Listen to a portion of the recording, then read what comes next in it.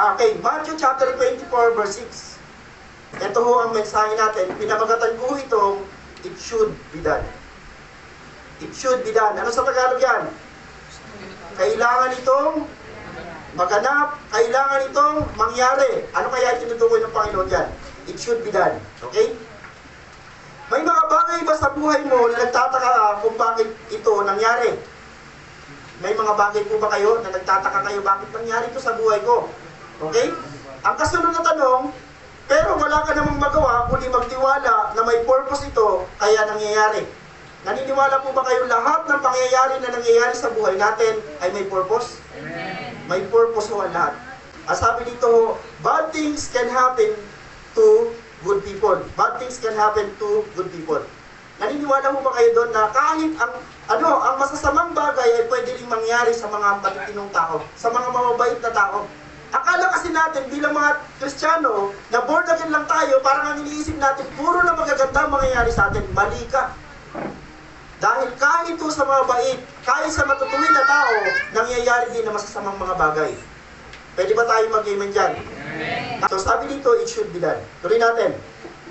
Sabi ko sa inyo kanina, hindi porke mabait ka, matuwid ka, hindi mangyayari yung masasamang mga bagay. Si Jesus Christ, nangyari sa kanya yung pinakamasasamang mga bagay. Sino si Jesus Christ? Hindi lang siya mabait, hindi lang siya matuwid. Siya ho ay Diyos.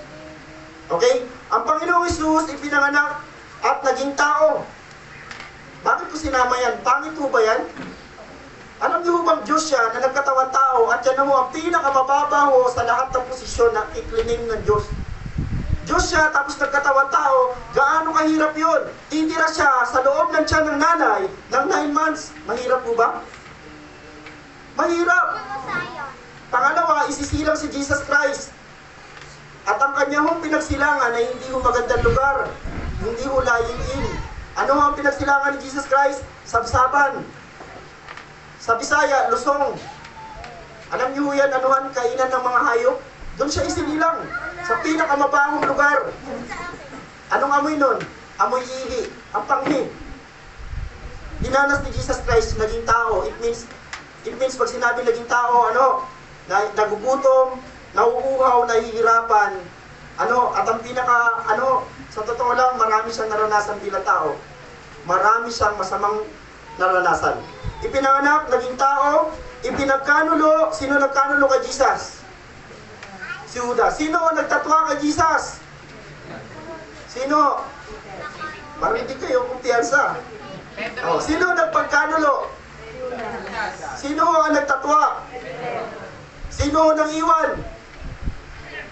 Pare-pareho silang lahat ng ginawa kay Jesus Christ. May 12 si Jesus Christ na disipulo, at itong disipulo niya na to, mahal niya lahat to.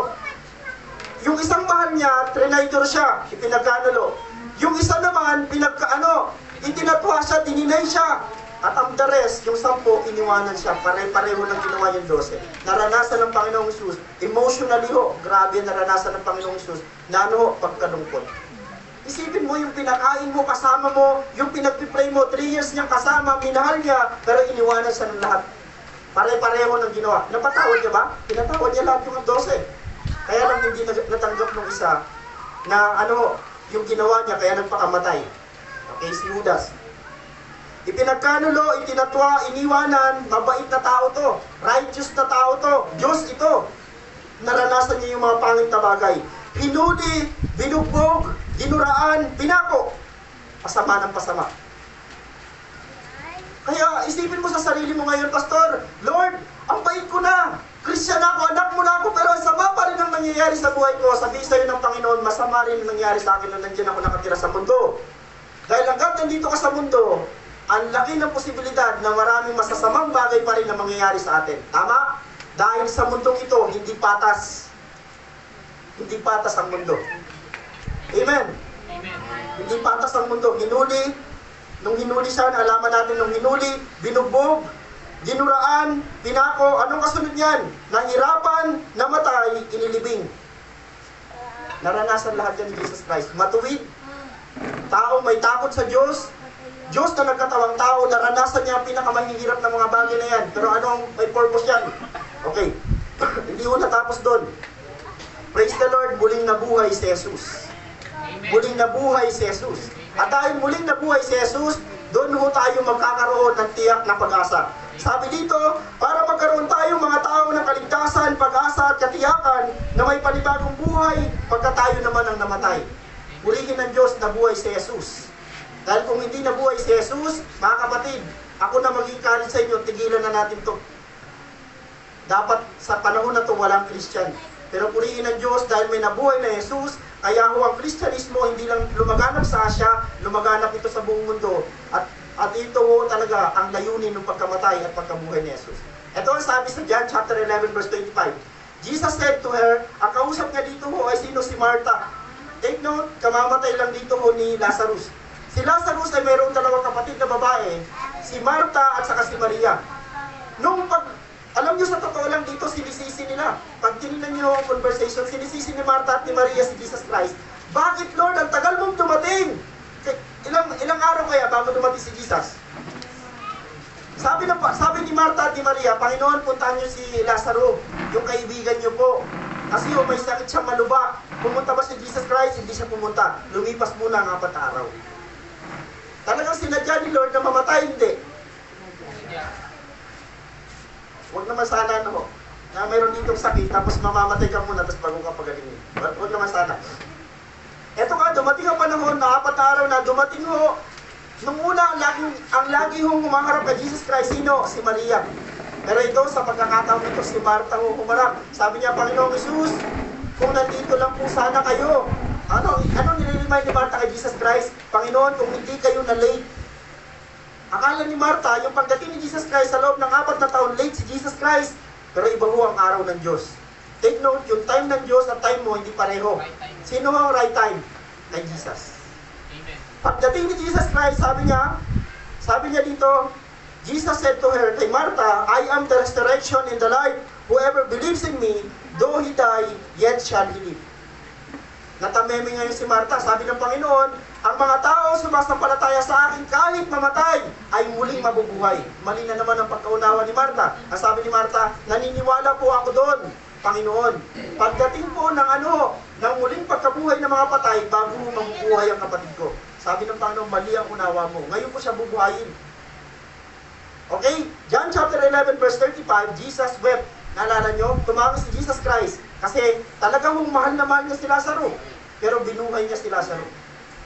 Magkakadugtong na ho yan. So ano ang gusto kong diinan dito? Gusto kong diinan dito sa inyo na kahit pa dumating sa panahon na yung mga prayer natin abutin man ng hindi pagtugon ng Diyos, hanggang sa mamatay tayo, praise the Lord, mayroon siyang pangako na yung mga namatay na nagpray, nanalig sa Kanya, muli niyang bubuhayin. Yan ho ang dakilang pag-asa na mayroon ng mga Christian. Wala ho nito ang mga makasalibutan. Grabe. Yan ho ang pangako ng Panginoon. Okay? Hindi man minsan maganda ang nangyayari sa ating buhay, accept it, tanggapin natin. Dahil pag hindi mo tinanggap, ano gagawin mo? Makikipagtalo tayo sa Diyos? Magre-rebelde tayo sa Diyos? Mali ho, accept it, sabi dito, and allow it to happen. May purpose yan, bakit nangyari? May purpose ang lahat, bakit nangyayari yan? Maaari sa ngayon may mga bagay kang pinag-pray, pero grabe yung pangit lahat ang tugon, Then someday, malalaman mo bakit ganyan ang tugon ng Diyos. Merong maganda talagang mangyayari kasi may purpose ang lahat. Alam nyo lagi take note, lagi sa dulo maganda. Sa dulo lagi ang maganda. Kaya wag sana nating lumalaban lang tayo sa umpisa, sa gitna, hayaan mong dumating ka hanggang dulo kasi nandun ang reward sa dulo. Amen. Maraming mga tao hanggang simula lang, hanggang gitna lang, walang dulo. Kaya nga mamaya, madadaanan natin yung salitang, ang manatiling tapat hanggang wakas ay siyang maliligtas. Saan ang kaligtasan? Sa dulo. Okay, tuloy natin. It should be done. Okay, take note ito yung mensahe ng Panginoon. Okay? Matthew chapter 24 verse 6.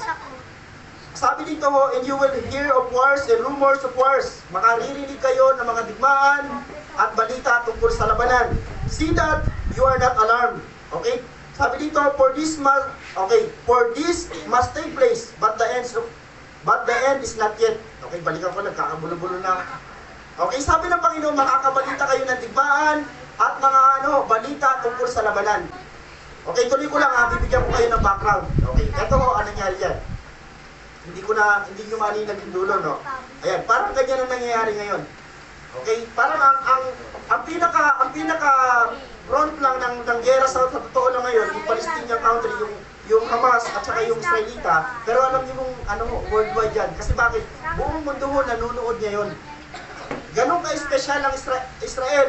Bakit po? Sa prophecy, ang Israel lang naman ang pinaka-espesyal sa lahat. Alam niyo ba sa mapa katultong lang yan? At isipin niyo, lahat ng mga Arab country ho, lahat pinagtutulong-tulungan ng Israel. At tagal na nilang pinagtutulong-tulungan ng Israel, hindi sila manalo-nalo. Ang tanong nila sa sarili nila, bakit? Ang liit lang naman. Hindi nila alam, napakalaki ng Diyos niyan. Tama po ba? Amen. At naka-backup dyan yung prayer mo at prayer ko. Tama? Kaya mo napaka-powerful ng Israel kasi may unang, may napakalaking Diyos siya. Pangalawa, may napakatinding army yan, kasama ka sa army na nagpipray dyan. Mga kapatid, matindi yung laban na nangyayari ngayon. Sana kung isipin niyo yung mga bagay, panuorin niyo na magkaroon tayo ng puso doon sa mga hindi paligtas. Ito ho, dito nang galing ang lahat. Deuteronomy chapter 22, background. Ngunit sa mga lungsod sa lupa'y ibibigay sa inyo ni Yahweh ay wala kayong ititirang buhay. Naalala nyo? Sabi ng Panginoon, paglabas nyo sa Ehipto, take note, ibibigay ko sa iyo yung promised land. Yung promised land ho, yung Palestinian country. Kasama ho yung Israel. Kasi ho yan lahat yun. Nasa Middle East ho, ibibigay ng Diyos sa mga Israelita. Kaya lang, may nangyari ho hindi maganda. Sabi ng Panginoon, ngunit sa mga lungsod sa lupa'y ibibigay ko sa inyo, yung Kanaan, wala kayong ititirang buhay. Take note, napakalinaw ng instruction ng Panginoon. Sabi ng Panginoon, pagpunta nyo dyan sa Kanaan, sa Palestinian country, kailangan ubusin niyo yung mga tao. Ang lupit ba ng Diyos? Pag binabasa natin to, hindi ho. May background ho yan na kaya ho sinasabi yan ng Diyos. Okay? Sabi dito sa 17, lipulin ninyo ang mga Hiteo, Amoreo, Cananeo, Pereseo, Hibita at Jebuseo. Lahat ho yan ay mga sa panahon natin yan. Yan na yung mga Hamas. Andyan na ho yan. Hindi ba na mga pangalan ng mga yan? Okay? Tulad ng utos sa inyo ni Yahweh na inyong Diyos. Kailangan gawin ninyo ito upang hindi nila kayo maakit sa kasublam-sublam nilang pagsamba sa kanilang mga Diyos-Diyosan. Unang rason, kaya sabi ng Panginoon, pulbusin niyo sila, ubusin niyo sila, kasi sila ay hindi ako sinasamba. Ngayon, pag hindi niyo sila inubos, ang tendency niyan, maaakit nila kayo para sambahin ng mga sinasamba nila. Galit ang Diyos sa mga sumasamba sa Diyos-Diyosan. Amen? Amen? Amen. Pero hanggang ngayon, marami pa rin tao, samba pa rin ang samba sa ripulto kasi sabi nila, image lang yon. Hindi ho ako naniniwala. Image lang, tapos nilalagyan mo ng tinapay. Image lang yun, tapos kinikis mo. Image lang yun, tapos pinupunasan mo, tapos sinipunas mo rin sa sarili mo. Ano yun? Ang tawag doon ay idolatry.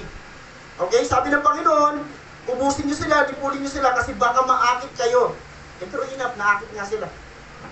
Kaya nagalit din ng Diyos. Okay? Mamaya, malalaman natin kung paano natin ito yung life. Kasuklam-suklam nilang pagsamba sa kanilang mga Diyos-Diyosan, sa ganito ay makaiiwas kayo sa paggawa ng isang bagay na kinasusuklam o kasuklam-suklam kay Yahweh. Kaya pala po, pinapaubos ng Panginoon yung bansang iyon, ng mga taga-Kanaan, kasi wala silang ka-Diyos-Diyos sa kanilang buhay. Ang kanilang Diyos, puro Diyos-Diyosan. Okay? So may reason ng Diyos, kaya sabi ng Panginoon, wala kayong ititirang buhay, lipulin nyo ang lahi na yan, kasi ang mga lahi na yan, wala yung karilarelasyon sa akin. Anong ginawa ng mga Israelita? Okay, punta na tayo dito. Ito yung senaryo. Okay, tinan nyo nangyari. Ito ang naging reason. Hindi pinaalis ng lipi ni Manases ang mga naninirahan sa mga lungsod ng Betsin, Taanak, Dor, Iblim, Megiddo at sa mga nayong sakop na mga ito, kaya nanatili roon ng mga Kananeo. Hindi ko pinaalis. Okay, nabasa dito yung Megiddo. Yung Megiddo ho, yan ho ang Battle of Armageddon. Someday ho, dyan magbabattle ang 200 million na kalaban. Yan ho magkikita-kita ho sa Megiddo para maglaban. Sana kasama tayo sa side ni Lord. Sa millennial reign. Andiyan dapat tayo. Okay? Sabi dito ho, pangalawa, subalit ang maging mas makapangyarihan ng mga Israelita, hindi na nila lubusang pinaalis ang mga Kananeo. Pangalawa, ang linaw-linaw na instruction ng Diyos. Sabi ng Panginoon, huwag kayo magtira. Nagtira sila. Pangalawa, nagtira uli. Pangatlo, nagtira na naman. Hindi pinaalis ng lipi ni Ephraim. Okay, tuloy-tuloy ko na to. Sa madaling sabi ho, hindi nila pinaalis. Sama-sama silang nanirahan doon. At ang sabi dito, hindi rin pinaalis ng lipi ni Nephtali ang mga taga Bet-Semes at Bet-Anat. Sila'y sama-samang nanirahan doon, ngunit inalipin nila ang mga taga roon. take note, ikaw pa naman, magsasama ka ng traidor sa lugar nyo. Siyempre, habang maliit pa sila, habang hindi pa sila malakas, magpapasakop sila sa iyo. Pero nag-iisip sila ng bagay, someday pag lumaki kami, papatayin namin kayo. Tama? Yun mismo ang inisip ng mga Hamas. Alam niyo ba ang Hamas, habang sila magkakapatid, naggagawa sila ng sangkaterbang armas. At nung mapununan nila yung armas, nung capacity na gusto nilang ilaban sa Israel, nag-declare na sila ng giyera. Okay, balik tayo. So sabi ng Panginoon dito, Deuteronomy chapter 20, sabi diyan, wala kayong ititirang buhay. Then sabi ng Panginoon, lipulin ninyo sila. Kailangan ma-remind sa ating mga sarili na once na may sinasabi ang Panginoon, huwag ka makipag-connect dyan. Huwag ka talaga mag-connect. Kasi bakit someday magiging tinik mo yan sa iyong lalamunan. Yan mismo sabi ng Panginoon, okay? Mula sa Gilgal, nagpunta sa Bukem ang anghel ni Yahweh. Sinabi niya sa mga Israelita, inilabas ko kayo sa Ehipto at tinala sa lupain na aking ipinangako sa inyong mga ninuno. Sinabi ko noon na hindi ako sisira sa aking kasunduan. Ang nagsasalita dito, anghel ni Yahweh, nung panahon pag ikaw ang representative ng Diyos, pwede ka magsabi ng ako.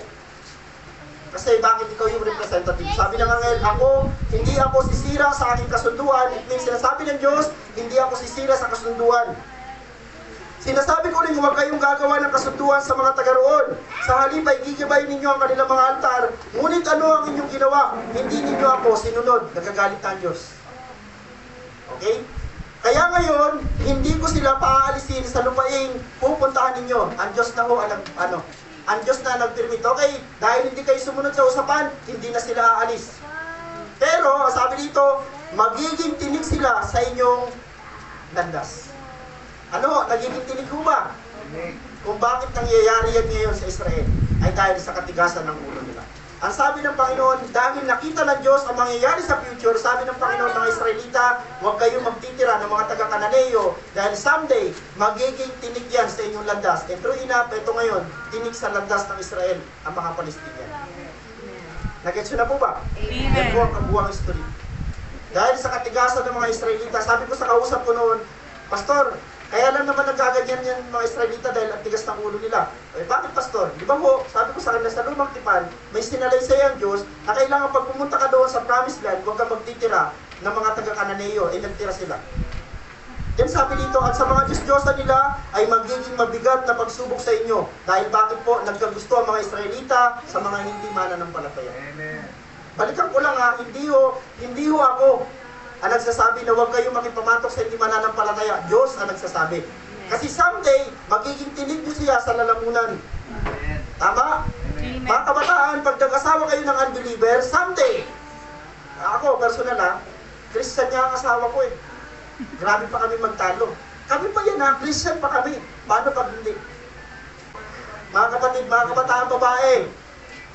Kasi sino ba naghahanap po ng mga pangasawa? Lalaki, babae? Pareho na.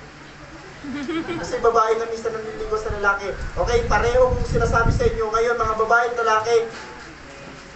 Pray kayo talaga, magiging tinig sa lalamunan nyo someday pag nakapangasawa kayo nang hindi nyo kaulit. Mabigat. Hindi kayo magpapang-abot. Hindi mo mapipigilan yun. Kaya nga sabi ng Panginoon, yari kayo. Dahil someday, magiging, sabi niya, magiging mabigat sa inyo ang pagsubok ang mga Diyos-Diyosa nila. Mga kapatid, huwag naman sana tayo mag-ano dito.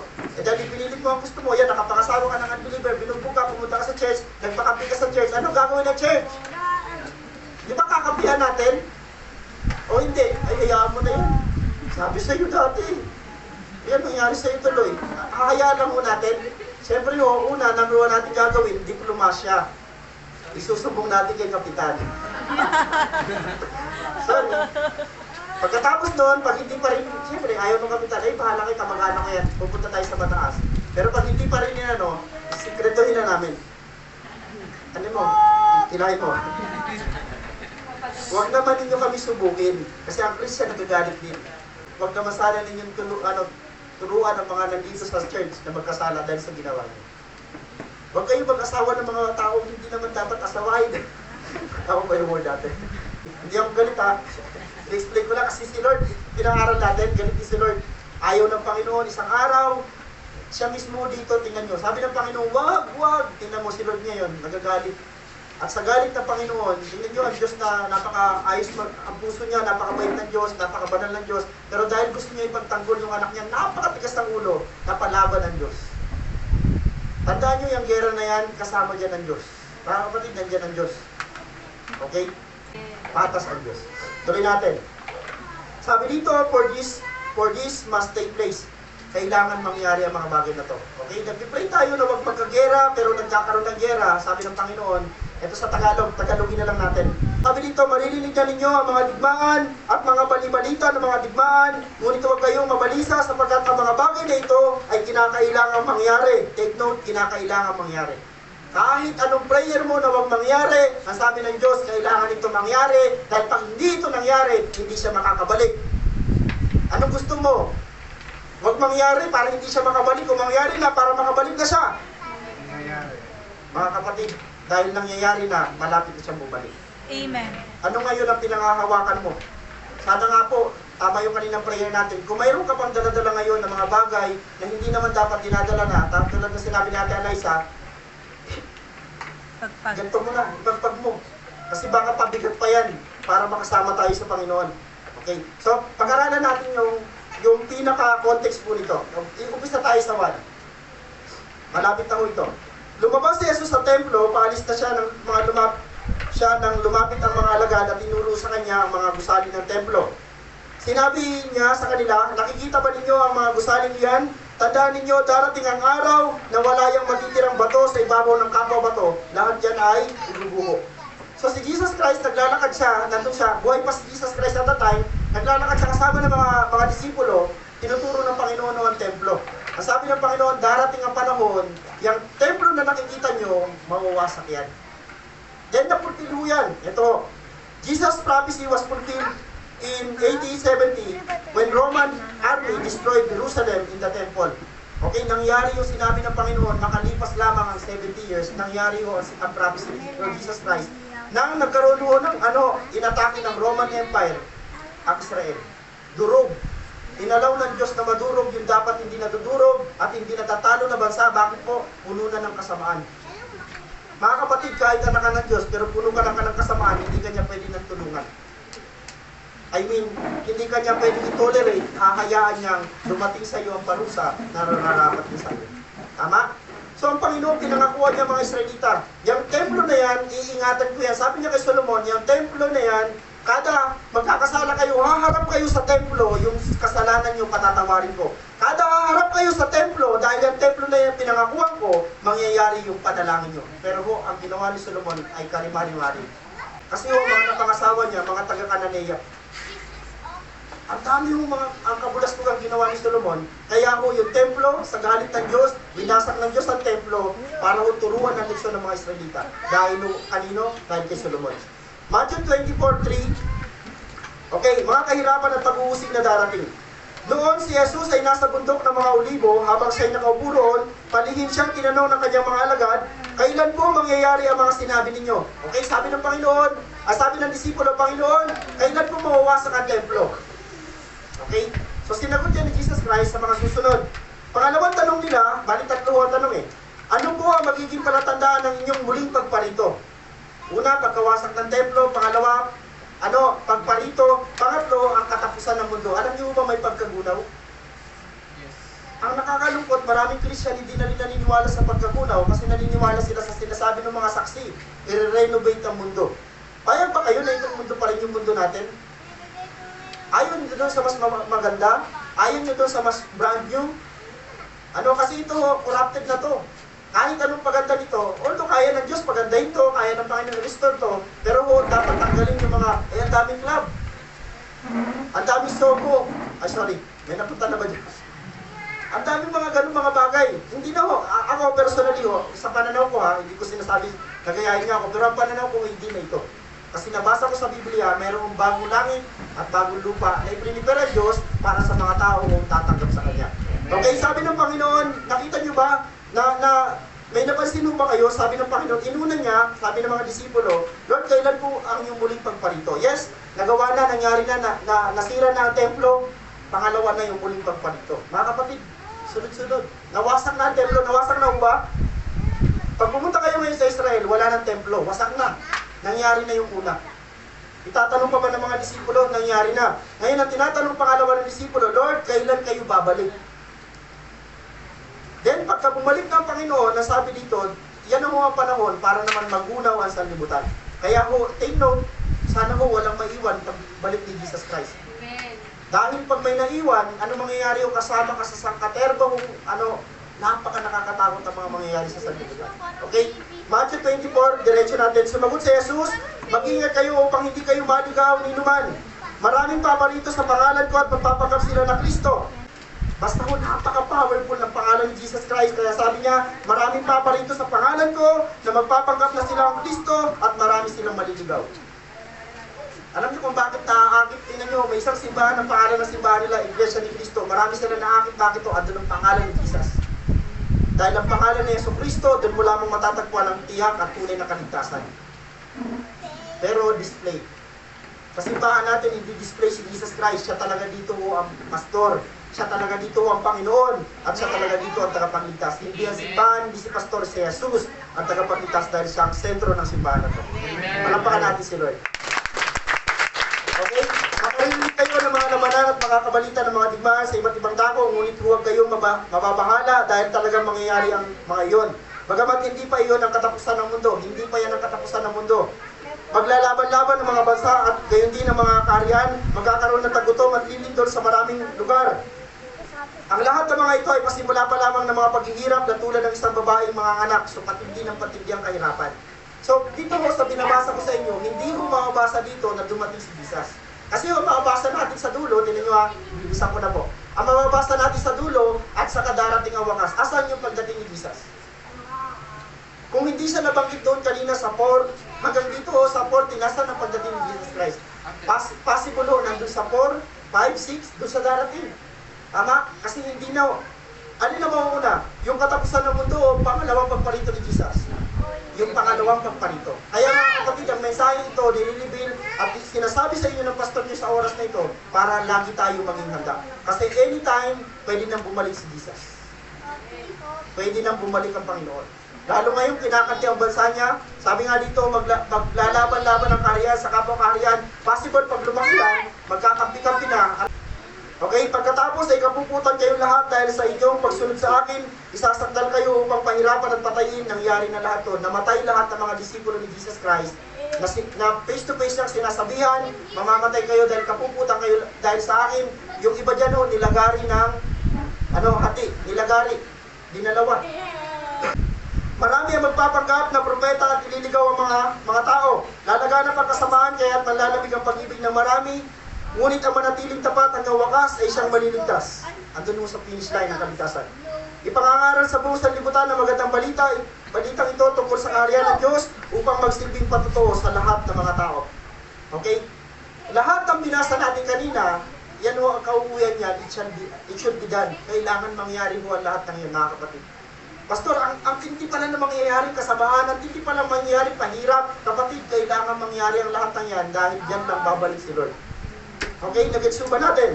Tandaan, kung sa likod ng kaguluhan, kahirapan, gutom, sakit, lindol at tigmaan ay ang pagbabalik naman ng Panginoon sa sanlibutan, it should be done. Amen po ba? Amen. Mga kapatid, kung lahat ng pagsubok na matitindi, mahirap, yan lang ang magiging dahilan para makabalik si Lord, then it should be done. Kailangan mangyari ito. Okay? Hamon.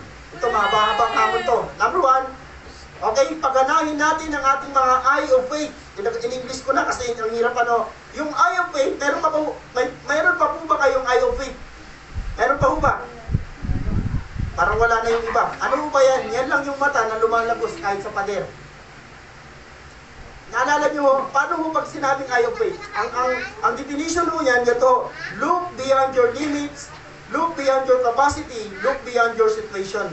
Nakikita mo pa ba? Di ba, nakikita mo lang yung problema mo, nakikita mo pa ba yung dulo o likod ng problema mo? Ang tawag mo dyan ay eye of faith. Praise the Lord. Meron pa ba dito yung mga anak ng Diyos na may ganito pang mga uri na mata? Tumatagos sa mga problema. Ang masarap pagkwento. Pasama na ng pasama yung problema. Tumatagos yung mata sa problema. Meron pa ba? Pastor, may sakit ako ngayon, pero yung paningin mo, tumatagos doon sa sakit mo. Praise the Lord. Wala kang ngayon masaing, wala kang ngayon pera, pero tumatagos yung paningin mo sa pera, tumatagos yung paningin mo sa kawalan. Praise the Lord, meron ka pa kasi, pananampalataya. Okay? Look beyond your limits, capacity, situation. Tulad ni Joshua, ni Jose, ni David, ni Moses, ni Jesus, they look beyond the walls. Sila ho ay tumitingin lagpas sa mga barrier. Sa buhay natin mga Kristiyano, nakatingin ka lang ba sa kapasidad mo, then wala kang pananampalataya. Mga nanay at tatay, tuloy ba tayo sa bakasyonan? Mahina pa rin. Mayroon pa rin barrier. O doon sa mga nakabayad na, Pastor, tuloy. Kasi pwede. Okay, at tatanungin ko yung hindi pa makabayad, tuloy ba tayo? Hindi. Tuloy. Praise the Lord, kasi may nakikita ka. Wala ka lang pera, pero tuloy yung bakasyonan ni Kuya. Okay? They look beyond the wall. Bigyan ko kayo ng sample, ha? Okay? Muog ng Jericho. Nakikita ng mga Israelita, eto ang muog ng Jericho. Sobrang taas ng muog, sabi ng mga Israelita, paano natin matatalo to? Samantalang yung sa loob ng Jericho, sa loob yung nasa labas, nagdududa kung paano nila makukonquer yung Jericho. Yung nasa loob ng Jericho, takot-takot sa mga Israelita kasi alam nilang maguguho ang kanilang buo. Magkaiba. Then sabi ni Joshua, ito si Joshua, sabi ni Joshua, nakikita niya sa buo, ano nakikita ni Joshua sa buo? Teritoryo.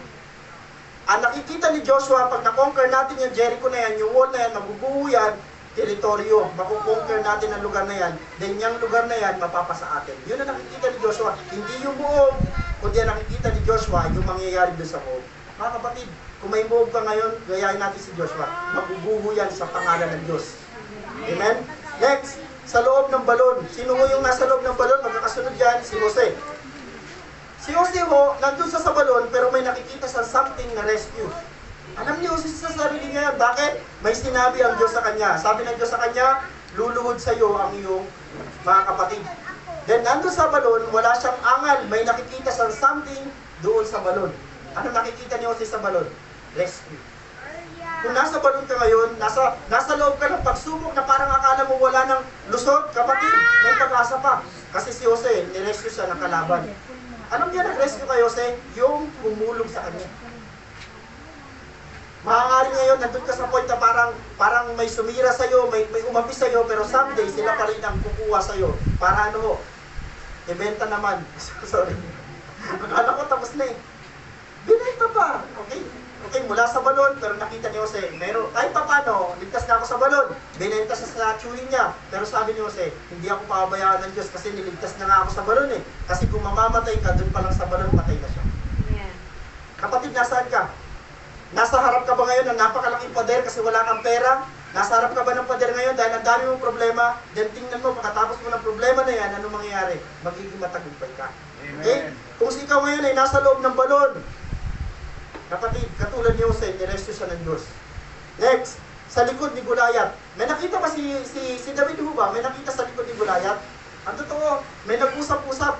Ang makakapatay kay Goliath, bibigyan ng reward. Lahat ng mga Israelita, sabik na sabik sa reward. Ano reward? 3. Tama? Lahat ng mga Israelita nakaparinig sa reward, pero ayaw nila kung labanan si Goliath. Nakapakinig lang. Pinuho ang matapang na humarap kay Goliath si David na nakarinig ng reward, pero wala sa kanya yung reward, pero napunta sa kanya reward. Kasi bakit po? Sa likod ni Goliath, nakita ni David yung reward. Nakita ni David yung Diyos na mas malaki kay Goliath. And true enough, nanalo si David. Nakuha niya yung reward. Mapangasawa ang anak ng hari. Ikaw ba naman, pastor ng tupa, ang mga pangasawa mo hari. Napaka-bless mo. Grabe, maglulooban ka ng pangasawa mo, anak ng reyna. Sabi ni David, wow, blessing. Pero patayin ko muna si Goliath. Pangalawa, sabi, bibigyan ng kayamanan. Okay, pangatlo, yung kanyang pamilya hindi nakasama sa magiging mga alipin. Nakita ni David ang lahat ng yun, pero ang pinakamaganda nakita ni David sa harap ng napakalaking problema, napakalaking Goliath, yung napakalaking Diyos sa likod nun. Mga kapatid, may Goliath ka ba ngayon? May napakalaking Diyos sa likod niyan, natatalo sa Goliath mo. Amen? Buog ng Jericho, wow, praise the Lord, sa loob ng balon, sa likod ni Goliath, sa harap ng dagat. Gaano kalaki ang problema mo? Sinlaki ba ng dagat? si Moses po yan. At the time, papatayin si Moses ng mga tao, mga Israelita, papatayin si Moses, kasi sabi ng mga Israelita, tingnan mo, finish line na. Nakita ng mga Israelita yung dagat, hindi yung Diyos sa likod ng dagat. Hindi nakita nila yung Diyos sa gitna ng dagat, hindi nakita ng mga Israelita yon. Ang nakita nila, finish line. Ang nakita nila, dagat, ang sabi ng Israelita, patay na. Tapos na tayo dito kasi nasa likod na nila yung army ng mga Egyptian. Pero alam niyo mo, ang Diyos, pag nag-utos, ang Diyos, kapag naniwala ka sa Kanya, kahit yung dagat, hahatiin niya. Hinati ng Diyos yung dagat. Pagkahati ng Diyos ng dagat, anong ginawa ng Diyos? Pinanumbalik, inubos lahat ng kalaban. Praise the Lord. Kung mayroon kang dagat na kinakaharap ngayon, mayroon pa rin milagrong gagawin ng Diyos sa buhay mo. Okay, last, sa harap ng kamatayan. Dito tayo magtatapos, yan ho ang hinarap ni Jesus Christ. Yes, kamatayan ang haharapin ni Jesus Christ, pero nakita niya dito ho, buhay, kaligtasan, tayo, mga nandito na ngayon. Ito ang sabi dito ho, hamon, magpakatatag tayo mga kapatid, magpakatibay at maging laging handa sa muling pagparito ng ating Panginoong Hesus dahil tiyak na mangyayari ang bagay nito. Amen. Ang tanong na lang, handa ka na ba kung sakaling darating na siya sa mga araw na susunod? Amen po ba? Amen. Lalo pa tayong kumapit sa Diyos. Kahit ka sa trabaho ka, kahit may business ka kapatid, alalahanin mo anytime pwede bumalik sa Diyos. Ito ang mensahe ng Panginoon, malapit na itong mangyari. Okay o? Praise the Lord po. Tayong lahat ay tumayo.